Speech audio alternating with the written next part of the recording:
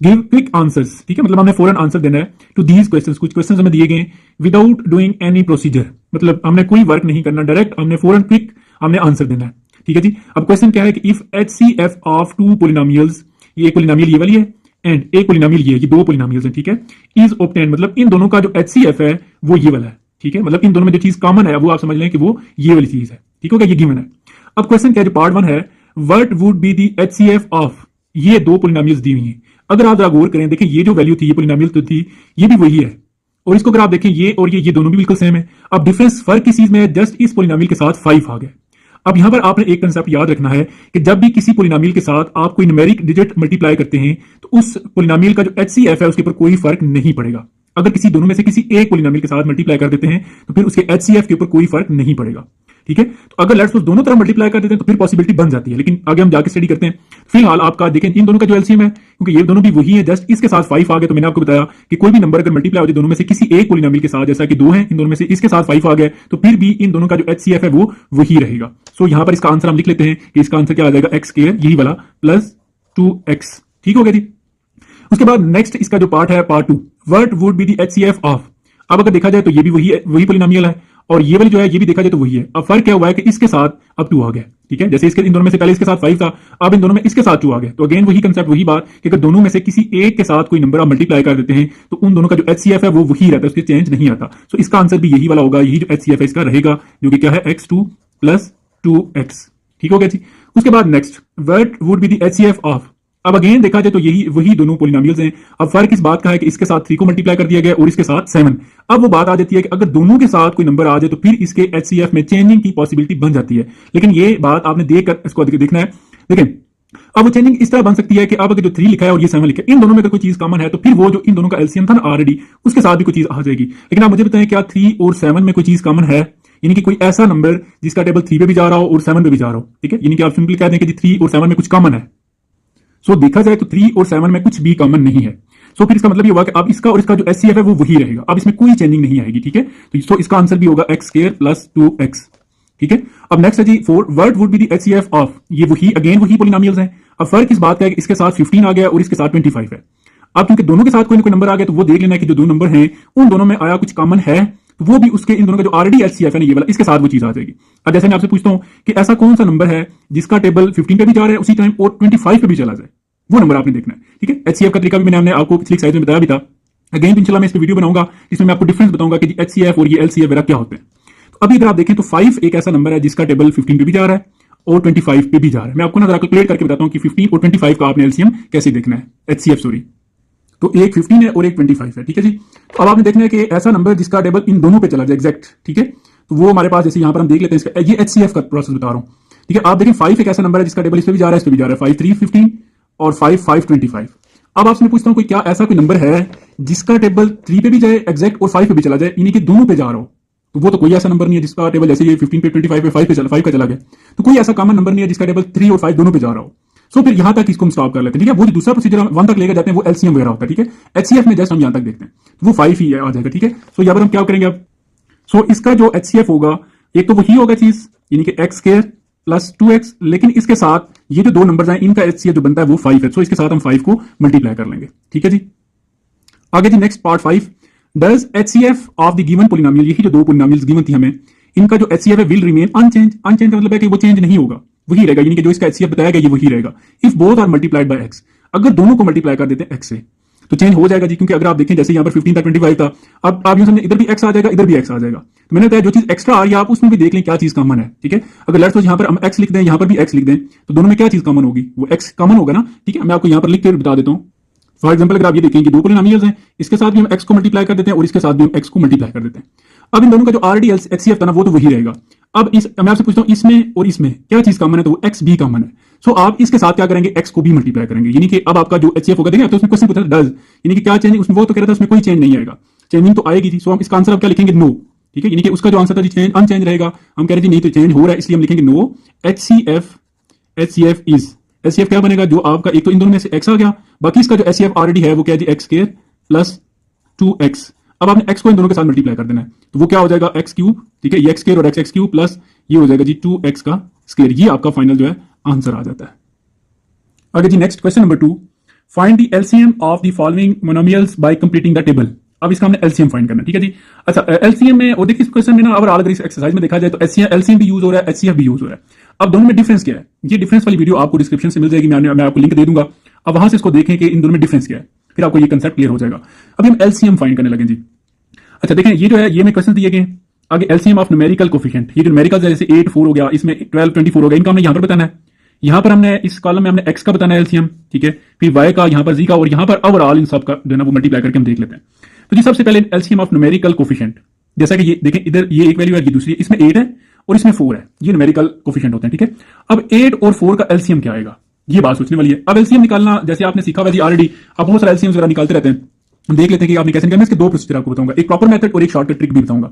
अब जैसा कि 8 है, दूसरा क्या है जी 4 है, इन दोनों का एलसीएम क्या आएगा, एलसीएम कैसे निकालते हैं जी। अब आपने देखना है कि इन दोनों पे कौन सा टेबल जा रहा है, बेशक 2 से स्टार्ट कर लें, तो 2 का टेबल जा रहा है जी 2 4 8 और 2 2 4, ठीक है। फिर आगे 2 2 4 और 2 1, ठीक है। फिर अगेन 2 पे 2 का टेबल 2 1 2 2। अच्छा, एलसीएम में आप क्या करते हैं कि आप 1 तक लेकर जाते हैं, ठीक है। अब आपने फिर इनको मल्टीप्लाई कर लेना था, 2 2 4 और 4 2 8। इसका मतलब क्या हुआ कि इसका 8 और 4 का एलसीएम क्या बन रहा है जी 8 बन रहा है। ये तो प्रॉपर प्रोसीजर हो गया। अब हम आते हैं इसकी शॉर्टकट ट्रिक की तरफ।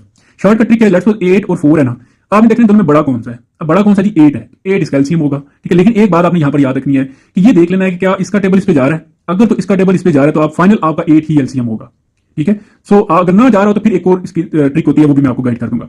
सो अब यानी कि 4 का टेबल जाता है जी 8 पे, सो फाइनल इसका एलसीएम क्या होगा 8 होगा। ये तो हमने कैलकुलेट किया ना एक ये वाला, तो देखिए शॉर्टकट हमने देख लिया। अब इसका मतलब है कि 8 और 4 में से एलसीएम जो बनेगा वो आएगा 8। अब नेक्स्ट नंबर आ जाता है जी एक्स का। एक्स अगर इस वैल्यू में देखें तो एक्स की पावर 6 है, इस वैल्यू में देखें तो एक्स की पावर 2 है। अच्छा, एलसीएम में जो सबसे बड़ी पावर होती है वो कंसिडर की जाती है। अब बड़ी पावर दोनों में से कौन सी है, x2 या x6? x6 होगा। सो यहां पर आपका आ जाएगा x6, x की पावर 6। नेक्स्ट y पर आ जाए, यहां पर y है, सिंपल y या y की पावर 1 भी आप कुछ भी पावर ना 1 कह सकते हैं, और यहां पर भी देखा जाए तो y है। अब बड़ी पावर कौन सी है, दोनों सेम है, दोनों में से फिर किसी एक को लिख लें, यानी कि ये y आ जाएगा। अब next LCM of z। z देखें इसमें z है ही नहीं, इसमें देखें तो z 1 है, दोनों में से बड़ा कौन सा तो है ही नहीं, ये फिर यही बड़ा कंसिडर होगा 1 है, तो ये इसका एलसीएम आ जाएगा z, ठीक है जी। अब आपने क्या करना है, रिक्वायर्ड एलसीएम, ये तो अलग अलग था ना सबका, अब आपने सारे का एलसीएम देखना है। अब सारे का एलसीएम के लिए क्या करेंगे, इन चारों को आपस में मल्टीप्लाई कर लेंगे। तो ये चारों क्योंकि ऐसे नंबर एक दूसरे से एग्जैक्ट मल्टीप्लाई तो नहीं हो रहे, फिर इसी तरह चारों गट्ठे आ जाएंगे, यानी कि 8 x की 6, ठीक है जी, और फिर y और z, ये y और ये z आ जाएगा, ठीक हो गया जी। अब हम नेक्स्ट देख लेते हैं इसका जो है ना एलसीएम क्या बनता है। अब सबसे पहले न्यूमेरिकल कोफिशिएंट का, यानी कि 12 और 24 का।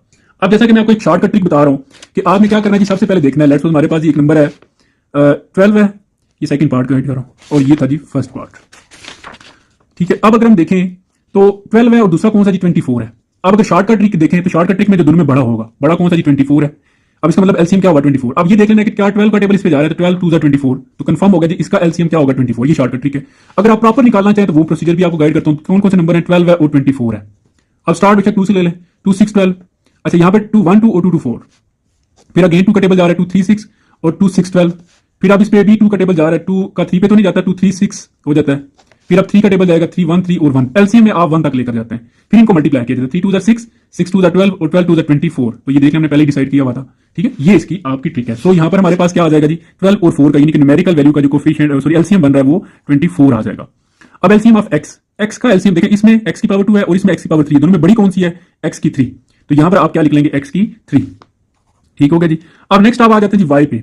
वाई की, इसमें वाई की 4 है और इसमें वाई नहीं है, दोनों में बड़ी कौन सी है, ऐसी बात है जो एक है फिर यही बड़ी हो जाएगी क्योंकि है ये, वाई की 4 आ जाएगा, वाई की पावर 4।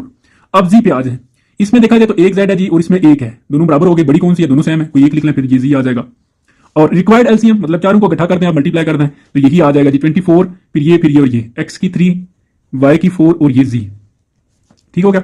अब नेक्स्ट क्वेश्चन पार्ट 3 पे आ जाए। 3 में सबसे पहले न्यूमेरिकल का देखें, न्यूमेरिकल जो कोफिशिएंट उनका एलसीएम। न्यूमेरिकल में क्या क्या है जी, एक तो 18 है, एक 9 है और एक 6 है, ठीक है। हम इसकी लॉजिक ट्रिक्स को देख लेते हैं। पार्ट यहां पर हम मेंशन कर देते हैं जी, पार्ट 3 है और 3 में नंबर कौन कौन सा जी 18 6 18 9 और 6, 18 9 और 6। अब शॉर्टकट ट्रिक को अगर आप देखें तो शॉर्टकट ट्रिक ये इनमें से जो बड़ा होगा वो एलसीएम होगा, बड़ा 18 है तो ये एलसीएम हो जाएगा, लेकिन इन दोनों का टेबल इस पे जा रहा है एग्जैक्ट, तो अगर आप पहले 9 का देखना चाहते तो 9 2 18 जा रहा है जी, 6 का देखें 6 3 18, तो कंफर्म हो गया कि इसका एलसीएम क्या होगा 18 होगा। अगर प्रॉपर प्रोसीजर के थ्रू देखें तो वो भी आप बेशक देख लें, ये 18 है, एक 9 है और एक 6 है।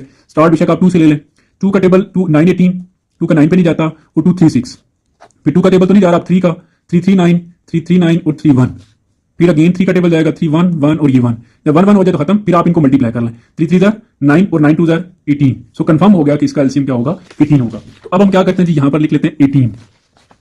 अब x, LCM of x, x की पावर 3, इसमें एक x है और इसमें x की पावर 6 है। इन तीनों में बड़ा कौन सा है, x की 3 या x की 6? x की 6 जो है वो बड़ा है, सो यहां पर आ जाएगा x की पावर 6। ठीक हो गया जी। नेक्स्ट y पर आ जाए। y का देखिए इसमें y नहीं है, इसमें y की 2 है और इसमें y है, तो बड़ा कौन सा जी? इसी बात है y की 2, तो यहां पर आ जाएगा y की 2। फिर अगर आप z का देखें, z का यहाँ पर एक z है, इसमें भी एक है, इसमें 3 है, तो बड़ा इसमें z की पावर 3 है, तो ये z की पावर 3 आ जाएगा। ठीक है जी। अगर इनको इकट्ठा कर लें, रिक्वायर्ड एलसीएम आपके पास कंप्लीट आ जाएगा, तो ये बन रहा है जी 18, x की 6 और फिर y की 2 और ये z की 3। ठीक हो गया जी। आगे जी नेक्स्ट पार्ट 4। इसमें सबसे पहले न्यूमेरिकल कोफिशिएंट का देख लेते हैं जी, एलसीएम क्या बन रहा है। इसका न्यूमेरिकल कोफिशिएंट कुछ भी नहीं है, तो 1 कंसिडर किया जाएगा, इसका भी 1 कंसिडर किया जाएगा और इसका 28। अगर हम यहां पर लिख लेते हैं जी, फिर देख लेते हैं, एक का भी 1 है, दूसरे का 1 है और तीसरा जो है वो 20 है। कुछ भी नहीं होगा तो आप 1 कंसिडर कर लेंगे। अब इनमें बड़ा कौन सा जी? 28 है। अब देखिए 1 का टेबल 28 पे जाता है जी, जाता है, 1 का तो चला जाता है। ठीक है, 1 को 28 से मल्टीप्लाई करेंगे, 28 आ जाएगा इसी तरह पे, तो 1 का चला जाता है, सो एलसीएम हो जाएगा 28। प्रोसीजर के थ्रू देखें तो 1 1 और ये 28, तो इस पे डायरेक्ट आप टेबल आप 28 का ही ले जाए। ठीक है, तो 28 क्योंकि ये 1 1 है ना, 1 1 और ये भी 1, तो सिंपली 28 आ जाएगा। अगर आप 2 से स्टार्ट लेते हैं तो फिर भी आप इन सब मल्टीप्लाई करके देखेंगे 28 ही आना है उसमें। सो यहां पर हमारे पास एलसीएम क्या आ जाएगा? 28। ठीक है जी, हम इसको भी लिख लेते हैं कि ये बन रहा है 28। अब एलसीएम ऑफ x, x जो है ना, इसमें एक x है, इसमें भी x एक है और इसमें 3 है, तो x की पावर जो 3 है, जो बड़ा है, वो आ जाएगा x की पावर 3। अब y की अगर बात करें जी, तो y इसमें एक है, इसमें y की पावर 3 है और इसमें y की पावर 5 है, तो बड़ा y की पावर 5 है, तो ये y की पावर 5 आ जाएगा। नेक्स्ट z की बात कर लेते हैं, तो z इसमें z3 है, इसमें z की पावर 5 है और इसमें z एक है, तो बड़ा जो है वो z की पावर 5 है, तो ये z और इसकी पावर 5। अब रिक्वायर्ड एलसीएम मतलब इनको इकट्ठा कर लेना, मल्टीप्लाई कर लेना है, तो मल्टीप्लाई करें तो वो इकट्ठा यही आ जाएगा 28, x की पावर 3, फिर y की पावर 5 और ये z की पावर भी 5 आ जाएगा। ठीक है जी, तो यहां पर आपका ये जो क्वेश्चन है, क्वेश्चन 2, ये कंप्लीट हो जाता है।